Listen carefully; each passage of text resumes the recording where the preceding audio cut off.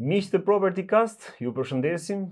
Sot është një ditë shumë e bukur dhe uroj që të jetë dhe për gjithë ju, për të qenë frymëzuar dhe për të bërë diçka pozitive për jetën tuaj dhe njerëzit që ju rrethojnë. Sot jam me një nga agentët më të mira, Rafaela Gjergji.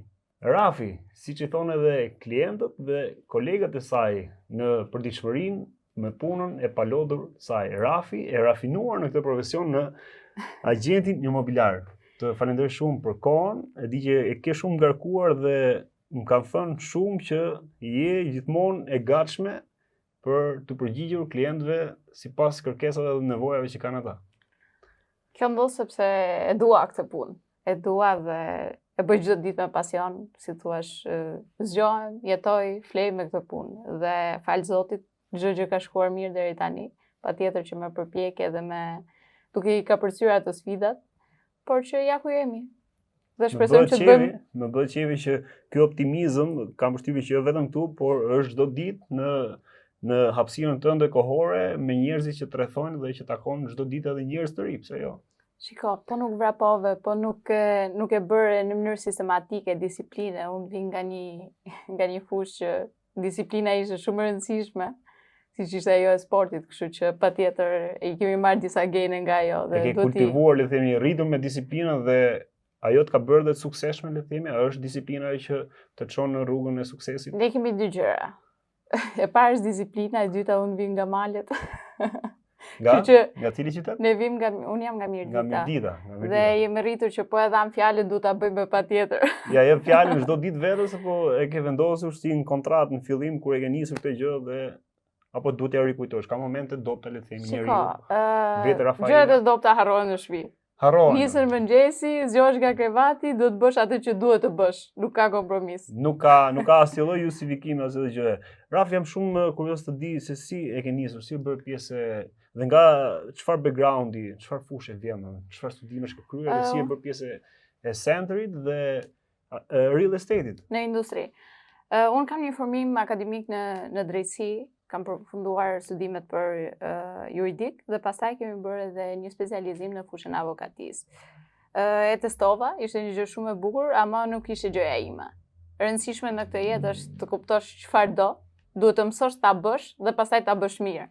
Kështu që unë nuk isha në këtë fushë, nuk isha në këtë linja dhe pastaj rastësisht nëpërmjet një miku tim, që nuk është pjesë e Sendrit, por është goxha shumë profesionist. Është e fushës, por jo e Sendrit. Është e fushës, por jo e Sendrit. Shumë profesionist më ftoi dhe ai lexoi te mua disa tipare që ndoshta dikush tjetër nuk i ka lexuar më parë. Dhe më tha që ti duhet bësh agjente.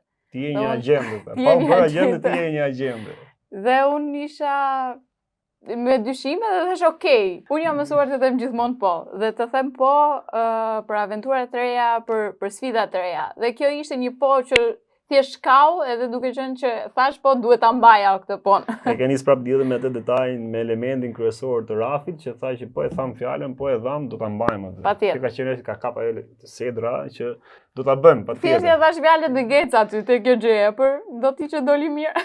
Po sa vitesh je pjesë në industri? Po. Në industri kam 4 vite, ndërsa pjesë e Sendrit tashmë në tetor bëj 2 vite. 2 vite. Më mirë ka qenë pjesën e parë, kush është më le të themi më me vlerë për ty? Shiko tani, se po dalim pak nga programi. Edhe burri po e ndryshove të pari, do të thotë se nuk është i mirë, është i dytë. Po jo, se thon pastaj nëse është histori tjetër, do ta bëjmë një podcast tjetër atë se është temë tjetër. Cila ka qenë pika jote e fortë që të bëri ta vazhdoje këtë? Pra që ti, okay, i dhe fjalën, shkove, provove, por pastaj ke thënë valla, kam një pakt me veten time se jeta ime do vazhdoj përtej kësaj se çka tha ky miku që është kthyer tashmë mik për ty.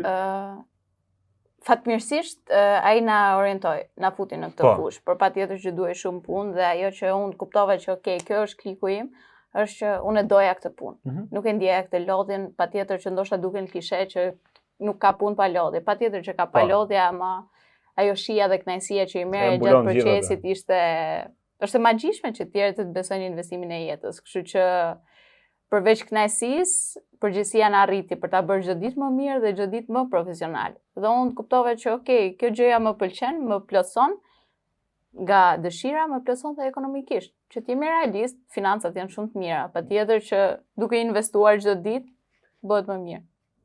Po më bën që të bëj një pyetje tani, ajo që sot është kthyer në trend, po shohim që ka shumë agent, shumë zyra të reja që po hapen, Sendri ka mbi 40 e sa zyra. Po. Dhe po ecën goxha dhe është marka numër 1 në Shqipëri, dihet, jo vetëm në Shqipëri, por edhe në botë. Por ajo çka i bën agjentët ose të rinjt ose ata që futen rishtas në këtë profesion, është pjesa e paras, le të themi, që paguajnë mirë, vlerësohet mirë ky profesion, apo ajo detaj që sapo theti që ndjem mirë kur mundohem të ndihmoj të tjerët, të kuptojnë nevojat që kanë ata, të jemi realist, dhe ku ka gjë më të bukur që të plotësosh dikë më të madhe të jetës, thjesht një pronë. Të jemi realist. Realist pra, jemi realist. Të jemi realist, puna e real estate-it është bërë në mod, por unë kam një mesazh për gjithë ata që duan ta bëjnë thjesht duke qenë se është në mod. Kjo punë nuk mund të bëhet vetëm për këtë arsye, patjetër që ka financa, patjetër që ka të ardhura, ka njohje, ka shumë gjëra të tjera. Por para se të shkosh te këto gjëra, ti duhet dish se çfarë mund të ofrosh. Dhe për ta ofruar duhet të trajnohesh, duhet ta duash, duhet kesh përkushtimin e duhur dhe përgjegjësinë. Kështu që për këtë që do bëhet pjesë e Sendri Isini, i ftoj që të bashkohen. I ftojmë patjetër që të bashkohen. Dhe keni njerëzit më të duhur, siç është edhe Rafi. Rafi, e ke menduar ndonjëherë që në një pikë tënde që ka qenë momenti më i vështirë ose le të themi situata më e vështirë që s'po e zgjidhje dot, s'po e kuptoje dot atë se çka të dyja palët le të themi, që të thuash, okay, deri këtu, më pëlqen, është e bukur, po bëj gjitha këto, por boll kaq, nuk po sakrifikosh. Kjo është e bukur e kësaj pune. Sepse ka ndodhur disa herë domun. Çdo proces ka problematikat e veta dhe kjo është ajo që më shijon më shumë dhe të rrit. Kjo punë nuk është monotone. Duke patur procese ndryshme, kemi gjatë gjithë kohës edhe problematika dhe situatat ndryshme. Dhe ja ku jemi çdo gjë zgjidhur, patjetër me qetësinë e duhur, me vëmendjen e duhur dhe me përkushtim. Ti vetë ke menduar ndonjëherë që thuash, do ta lë, do të shkëputem? Jo, asnjëherë. Çdo ditë të shto dëshira akoma më shumë për ta bërë. Dua të zhvillohem akoma më tepër, nuk mendoj të shkoj pas, mendoj të shkoj më para. Po të shojmë tek një koleg agent, janë dy palët që janë klienti shitës dhe klienti blerës. Pra, ti ku e ke orientuar punën tënde? Unë që kur kam startuar në industri, jam për blerës dhe për blerës ekskluziv. E ke kuptuar tek vetja këtë, apo thjesht ke thënë që është më mirë për këtë se ke kuptuar le të themi një formulë dhe thuaj që më të bëhet më shumë lekë ose ka një lek bën me të dyja palët, se po s'është njëra s'është as tjetra. Por që kur kam filluar në industri, jam orientuar për te blerësit. Pra, i mentori im i parë ka qenë shumë i mirë. Edhe ai ka dhënë po të njëjtën frymë le të themi. Duke parë qasjen time dhe karakteristikat e mia, më ka veshur si thuash me personazhin e blerësit. Dhe vazhdoj ta bëj dhe sot kur jam prezantuar në center dhe unë e bëja këtë gjë, e kemi startuar shumë mirë me shitje. Dhe gjithë më thonë duhet listosh prona. Bravo. Ne kemi një account që duhet ta plotësojmë me prona, por ky nuk është pasioni im. Pra ti le të themi në këtë rast nuk mund ta them atë, nuk mund ta them. Skip të pjesën, po kuptohet edhe gjithsesi, por është shumë e rëndësishme që është shumë e suksesshme në pjesën e asaj se çka është konkretizimi i gjës për të arritur, se siç e tha dhe Rafaela, që të dy klientët janë shumë të rëndësishëm, se po si njëri nuk bëhet tjetra. Por e kujt është më shumë nevoja? E atij që është shitës apo atij blerës, pra sot tregu? Unë mendoj që të dy janë të ndërlidhura, nuk mund të jetë njëra pa tjetrën, por ajo çfarë unë dhe pse e kam zgjedhur të bëj blerësin është që gjithkush që ka një pronë ka nevojë për një blerës, por edhe një blerës ka nevojë për një pronë. Kështu që ajo arti jonë është ta përcjellim shumë sakt këtë proces ndërmjetësimi, që do thotë një blerës do shumë vëmendje, më shumë se sa një shitës. Është akoma më i vështirë, por në rast se e bën procesin në mënyrën e duhur. Tani që po e mendoj, teksa dëgjoj, shoh që ti ke një përgjegjësi akoma më të madhe. Jo vetëm ti, por në kuptimin e një agenti që merret me blerësin, se ti ke marrë gjithë ngarkesën, gjithë përgjegjësinë tënde, por fati i mirë është që ti ke një background, le të themi, të mëparshëm, që një anën ligjore shumë mirë. Dhe është pesha më kryesore dhe më problematika që ka qenë ndër vite në Shqipëri dhe urojmë që dhe shpresojmë që të shkojë drejt rrugës për të zgjidhur, por kjo ka një lloj përgjegjësie akoma më të madhe. Patjetër. Si në çdo punë kemi përgjegjësi dhe është shumë mirë që t'i njohim përgjegjësitë tona dhe si thua ti dalim të për Zot. Por nëse një procesin shumë sakt dhe bën procesin shumë sakt, çdo gjë është në rregull. Besoj do shpjegojmë edhe disa nga etapat e procesit. Tek ajo e pjesës motivimit, si e kupton ti motivimin dhe urgjencën e një klienti. Për shembull, si ka dhe klientë që janë patjetër është edhe vlerësojnë që janë bredharak, që shkojnë pyesin, kërkojnë, nuk ka, pra janë zgjuar, janë të mençur. Shiko, fatmirësisht sot blerësit e njohin tregun. Fatmirësisht ata janë updateuar dhe me çmimet dhe me zhvillimet. Por unë nuk jam për këta blerës bredharak. Nuk jam për këta? Jo, nuk jam për këta blerës. Kaloni tek unë.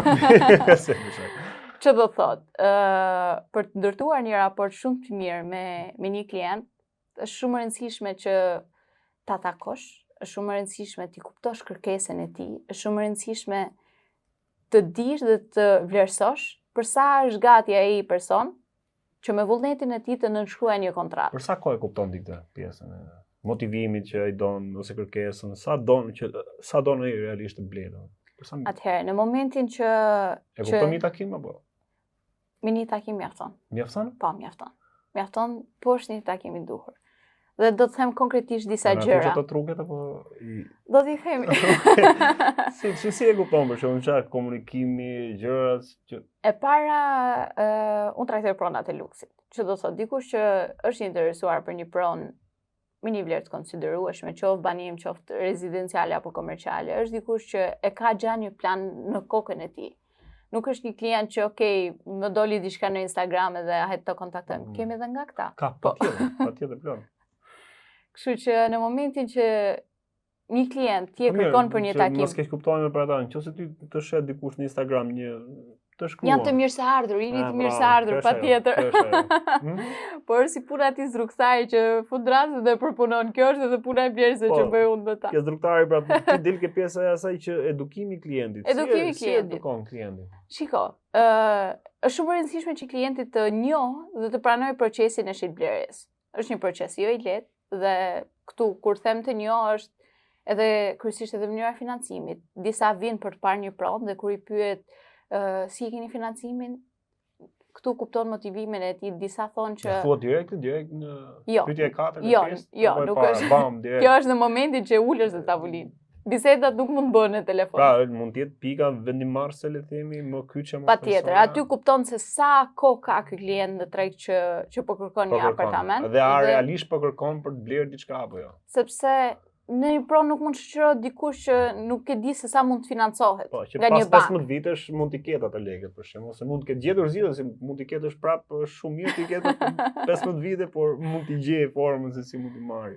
Dhe e kupton te përgjigjet e tyre. Disa nga ato janë tipik që financimi, gjej shtëpinë, pastaj do flasim për mënyrën e financimit, jo për çfarë zone dëshiron ose çfarë kërkese ke specifike, ata nuk janë konkret në gjën që kërkojnë, dhe aty kuptoj që sa po ka nisur një proces fillestar. Dhe është ajo puna e edukimit që duhet merresh me ta, ti takosh, si shpjegosh zhvillimet. Problematika kryesore janë emigrantët, sidomos edhe në për komentet në për rrjetet sociale, janë kur u bë Shqipëria, ç'ne këto çmime, ç'a është kjo? Dhe duhet t'i ulesh dhe t'i shpjegosh me zona, me zhvillime. Ti ftyllosh. Ti kesh hajde nëse për prapë ka filluar trendi, kam përshtypjen se edhe puna juaj, por edhe kolegëve është një punë shumë e vlerësuar dhe rëndësishme që po bën në këtë fushë për të edukuar masën. Fatmirësisht ne jemi shumë dhe jemi të dobishëm. Sedrisi ka një rrjet prej 400 agjendësh. Na falni nëse I kemi ulur do një numër. Jo, çdo ditë vjen rritet në zhvillim. Kështu që secili nga ne trajton pothuajse klient potencial blerës, dhe këta klient mund të jenë disa të huaj ose shqiptar që jetojnë në emigrim.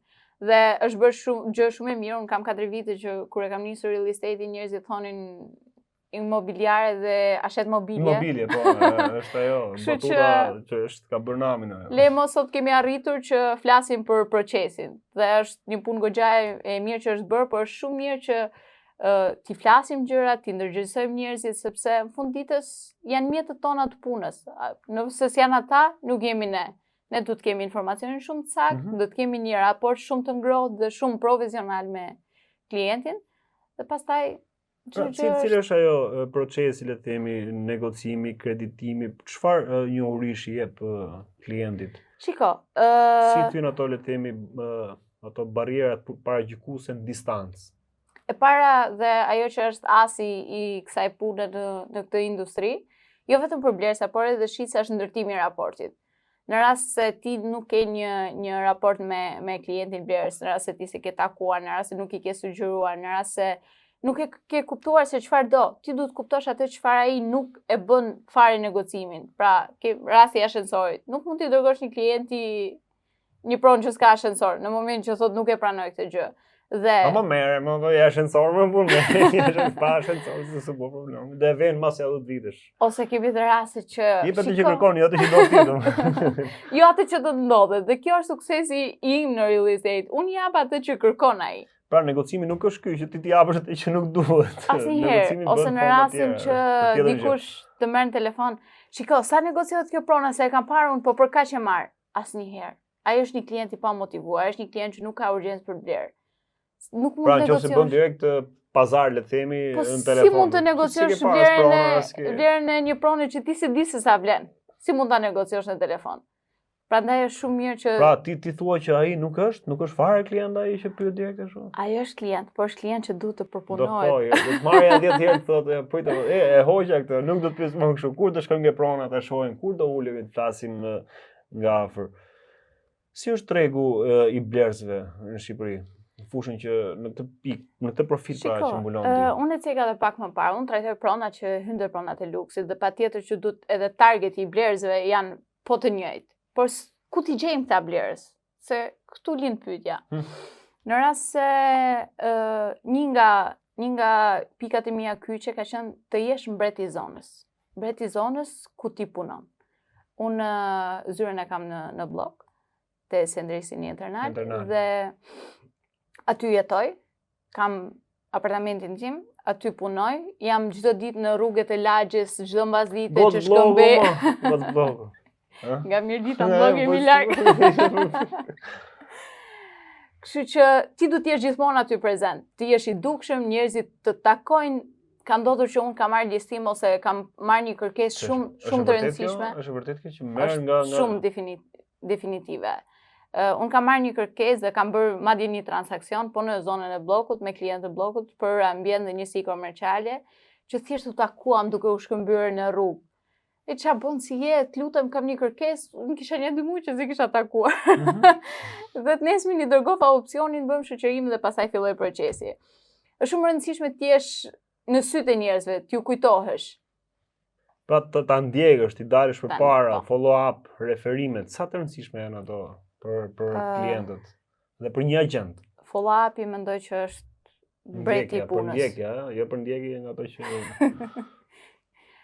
ndjekja klienti gjatë procesit të shitblerjes dhe gjatë procesit të tregut se si e ka ecuri në real estate. U të bëj çdo muaj. Ti do thuash si e bën çdo muaj me kaq shumë klient. Unë personalisht kam dhe një asistente, cilën e falenderojmë. Përshëndes. Që bën një punë administrative shumë të mirë. Por patjetër që është ajo grimcat e vogla që unë e prek vetë, se po nuk e prek e vetë, tu ta shohësh real. Dhe Iku marroj intervista, kuptoj. Për gjithë ju që na ndiqni, për gjithë ju që jeni edhe të ri në këtë fushë, duke nisur edhe tek vetja, ja se si është ajo që ti të besosh te hapat e tu të parë dhe të japësh fjalën vetes për të dhënë fjalën tjerëve që kjo gjëja duhet bërë. Dhe është bërë dhe ka dhe një asistente, jo se po paragjykojmë asgjë, por nesër asistente mund të jetë një Rafi e dytë ose ndoshta më mirë se sa Rafi. Shpresoj.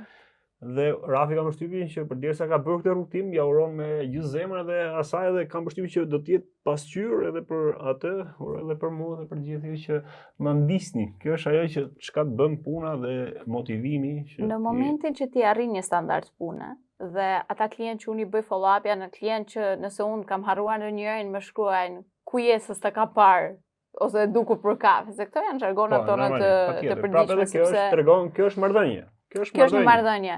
Madje një ditë për te shaka tani, më tha gruaja e një klienti, je bërë tha të shtëpia jon, tha pjesëtari i familjes. E thash çfarë bëjmë, do t'i trajtojmë dhe pastaj më thash shiko Rafi, di që sa le kam burri dhe di më.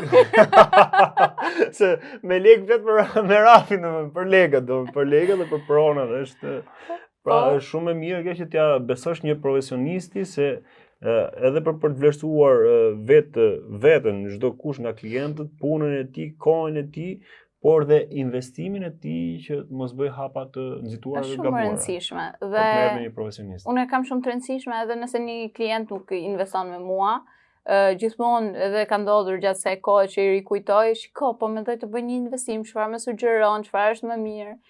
Kjo është vlerësim. Kjo është vlerësim dhe ai tjetri të beson dhe patjetër nëse unë nuk kam opsionin më të mirë, shumë mirë që e gjej diku tjetër, ama gjithmonë kam qenë ajo e para që më ka marrë në telefon për të më referuar. Më the pak më parë në nisjet bisedës që e ke nisur në një zyrë tjetër prej 2 vitesh, ka qenë një nga hapet e tu shumë të rëndësishëm që nga fjala motivuese që të ka thënë miku yt, por të kaloj pak se si ka qenë ajo rrugtimi. Pse e përzgjodhe Centri 21 dhe rezultatet, çfarë ka ndryshuar tek ti dhe çfarë konsiderate ke për vet logon, Centrin dhe gjithë sistemin, pra gjithë frymën që është aty? Së pari për mua është nder dhe privilegj që jam pjesë e kësaj kompanie, jo për ta thënë në mënyrën zhargon, por për ta thënë për atë që kjo kompani më ka ofruar. Unë doja të rritesha dhe doja të rritesha me njerëz për krah, me profesionist dhe t'i ofroja opsionin më të mirë klientit tim. Arsyeja pse unë kam lëvizur, si thua, kam bërë një hap për të ardhur te Centri, ishte sepse unë klientit tim doja t'i ofroja atë çfarë donte klienti im, jo atë çfarë unë kisha. Po. Dhe mundësi më të mirë ose për më shumë, le të themi, për zgjedhur nga aq, për të marrë kaq. Unë zgjedh t'i ndaj transaksionet, zgjedh të bëj bashkëpunime, sepse për mua është e rëndësishme që klienti im të marrë atë që ai kërkon. Dhe te një zyrë tjetër që isha, nuk i kisha këtë mundësinë. Patjetër që ishin shumë profesionist, patjetër që i vlerësoj dhe pas element tjerë shumë të rëndësishëm, patjetër, por që nuk ishte ajo çfarë i përkrahej qasjes time. Unë doja të punoja me vlerësa dhe këtë vlerësa kishin kërkesa dhe aty nuk ishte një rrjet, një sistem, një database, gjë e cila që Centri e ka pikën më të fortë. Dhe kjo është ajo që ty të ka çuar drejt këtyre rezultateve fal punës, patjetër gjithë asaj se çka folëm edhe në fillim bisedës. Shiko, nëse nuk ke rrjet, nuk ke asgjë. Flasim realitetin. Patjetër që secili nga agent do të bën maksimumin e vet, por kjo punë nuk bëhet vetëm. Kjo punë do përkushtim, do sistem, do që ti jesh gjatë gjithë kohës edhe me kolegë. Për mua klienti i parë janë kolegët. Nuk është njësoj që një zyrë me 5 kolegë dhe një zyrë me 450 kolegë. E the shumë bukur që kolegu është klienti, ëh. Klienti i Po, parë, le të klienti i themi, parë është kolegu, se ti me atë do ballafaqohesh, me atë do kontaktosh që të kalosh pastaj tek hallka tjetër e zinxhirit. Cili ka qenë justifikimi më epik që ke dëgjuar nga dikush që se bleu shtëpinë për shkak? Pra ka ardhe ka parë, ka qenë nga ata le të themi klientët potencial që duket, pra i kalon gjithë ato filtrat që treguam pak më parë. Po s'ka habitur ose justifikimi që. Po më kujton një blerës. Ajo është shumë profesionist, është dentist në profesionin e tij. Kam 4 vite që një, e kam një ndërmjetësh më të mirë, pa akoma nuk ka blerë.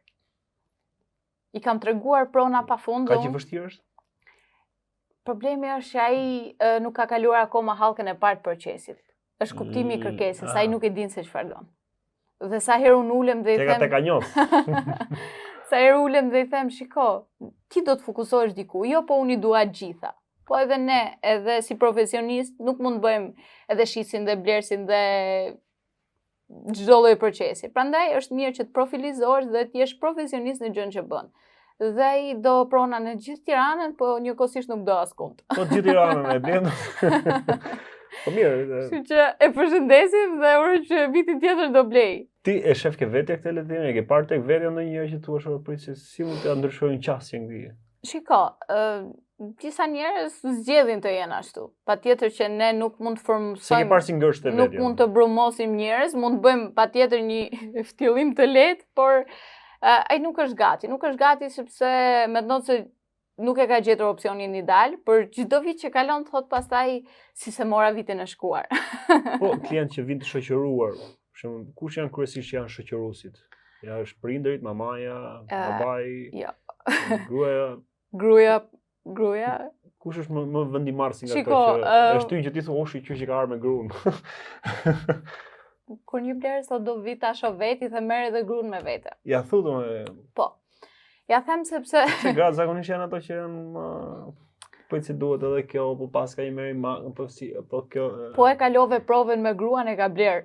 E ka bler do. Është shumë e rëndësishme. Ose me arkitektin. Ju lutem mos na e vërtetësoni punën. Se arkitektët janë ato që arkitektët janë më të tmerrshëm se gratë.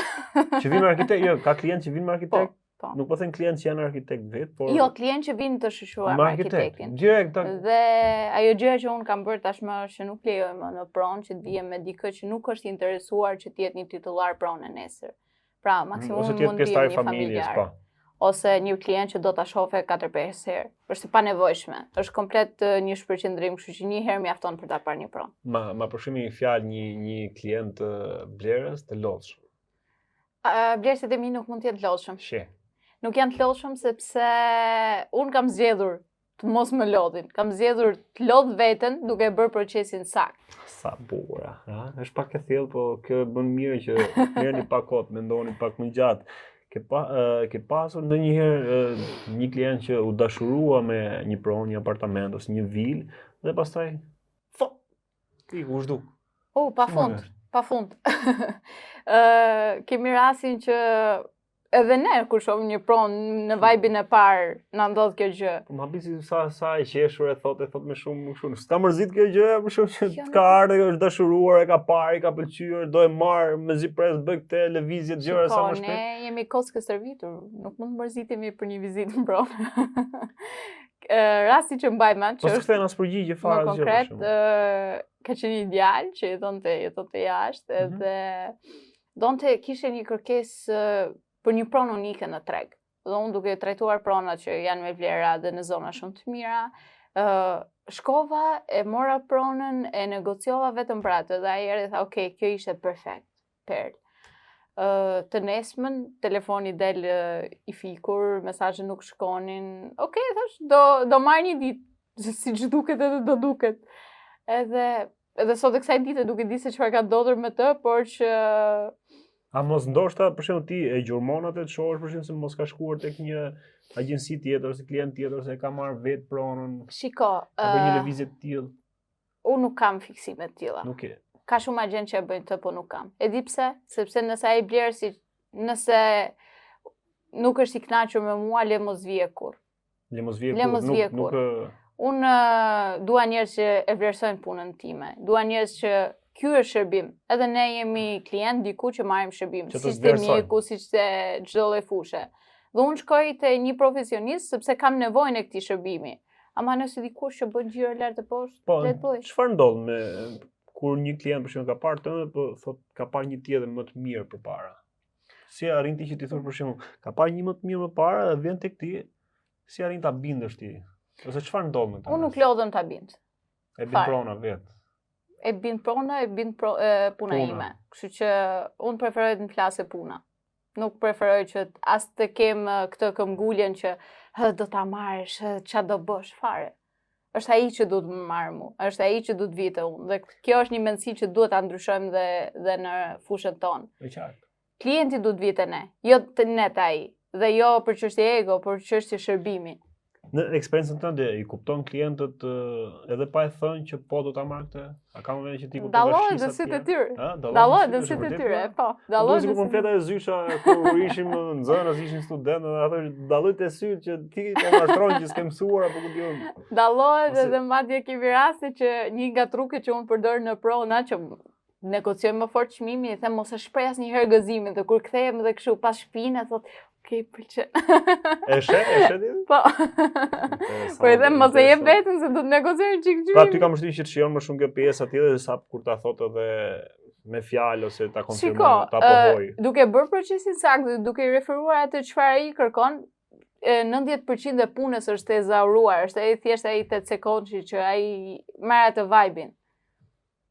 Nëse një klient të thotë më pëlqen, por dua të pres dimrin ose pres diçka tjetër, pres atë si të vi vllai nga Amerika, gjëra të tilla. Justifikimet. E para për sezonin. Vllai, do të ndajmë. Mirë është që t'i japësh kohën e duhur kujdo, sepse unë kur kam kam investuar në pasuritë e paluajtshme, kam kuptuar punën që bëj. Është shumë proces i vështirë, shumë proces që do t'jesh i sigurt për ta marrë si nismë. Zakonisht shqiptarët blejnë për vitin e ri dhe jo më kot ajo 3 mujori nga shtatori deri në dhjetor është më i fortë.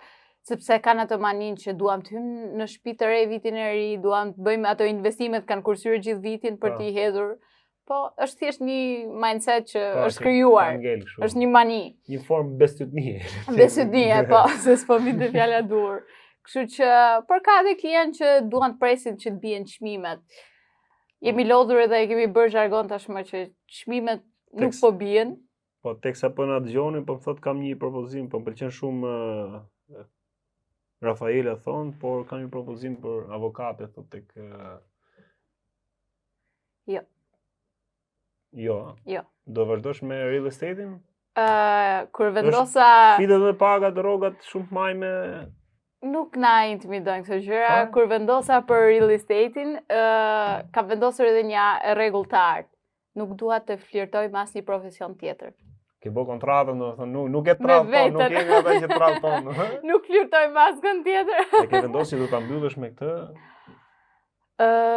Jo, sot ku jemi, se gjithmonë... Shiko, se baba na kërkon të martohemi, po.